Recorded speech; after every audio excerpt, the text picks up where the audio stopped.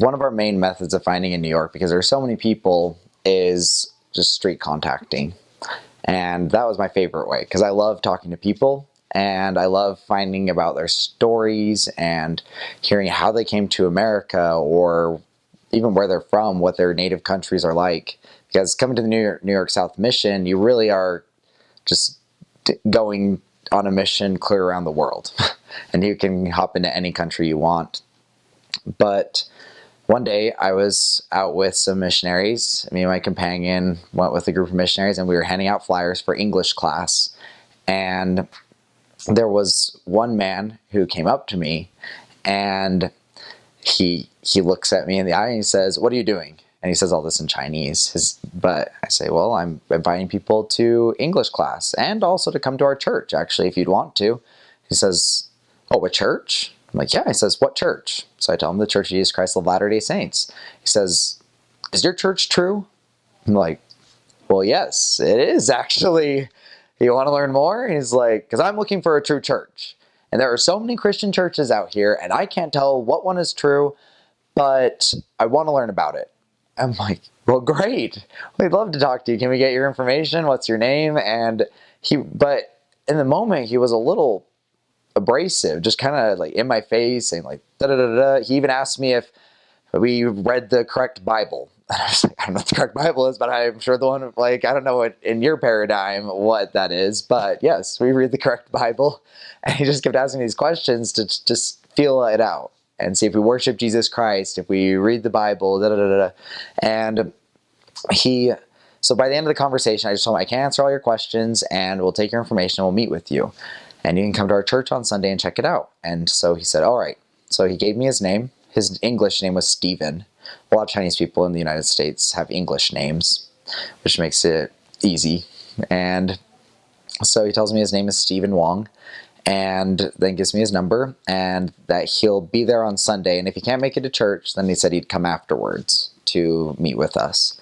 So Sunday rolls around, and we go to church. No Stephen. And church ends, and he's still not there. And we had set up for right after church as kind of a backup plan. And so I called him, and he answers, and he's like, "I'm on my way." And so I say, "Oh, great. We're excited for you to come." And about 20 minutes pass, and he's not there yet. And so me and my companion are kind of worried. We're thinking, all right, he said he was coming. And so we called him back, and he says, "I am in a different church." He got the address mixed up and went to a church 1 block away. And he says, "I'm in a church talking with the pastor right now, and he says that you're Mormon.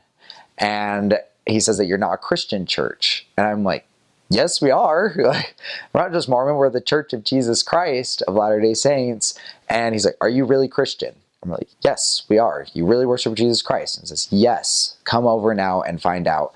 And he says, "Okay, well, this pastor obviously doesn't like you guys, but I have to find a true church, and I cannot discount yours before at least checking it out." So he came, and he just kind of barged into the church and said, "All right, now tell me what your church is all about." I'm like, "All right, well, let's go upstairs and sit down." And he was just so belligerent and was like, "I don't believe it. Like, I don't know if this is right." And we say, "Yes, it is." And we say, "Can we say a prayer with you?" He's like, "No."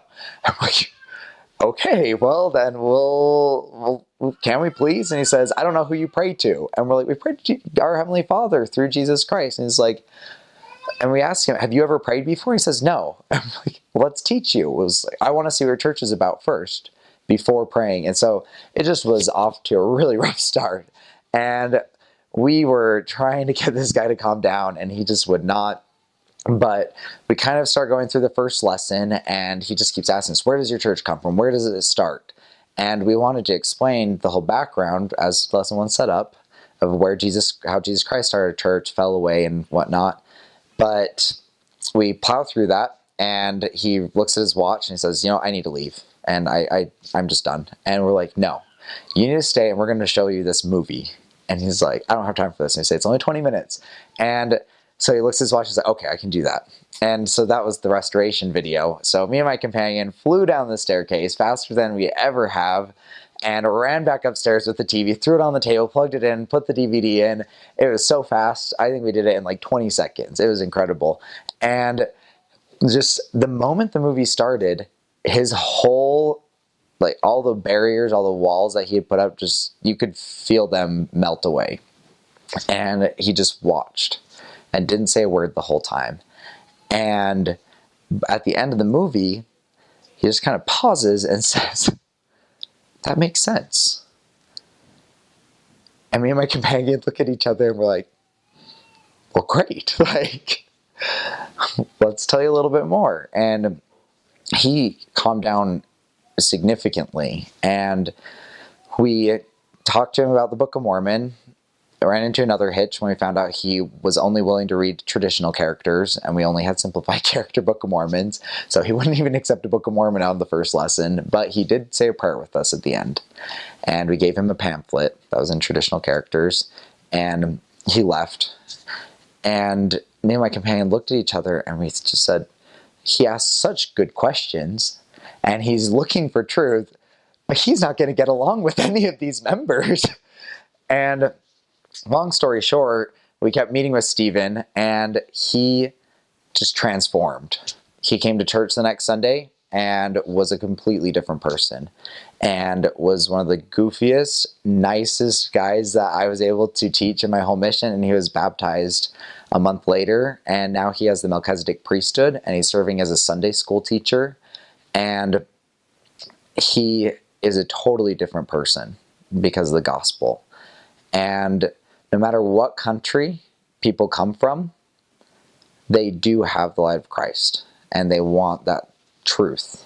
They want to find happiness. And Stephen is the perfect example of someone who let the gospel into his life and changed completely because of it. And he's one of my best friends. And so I'm really grateful for God leading us to him.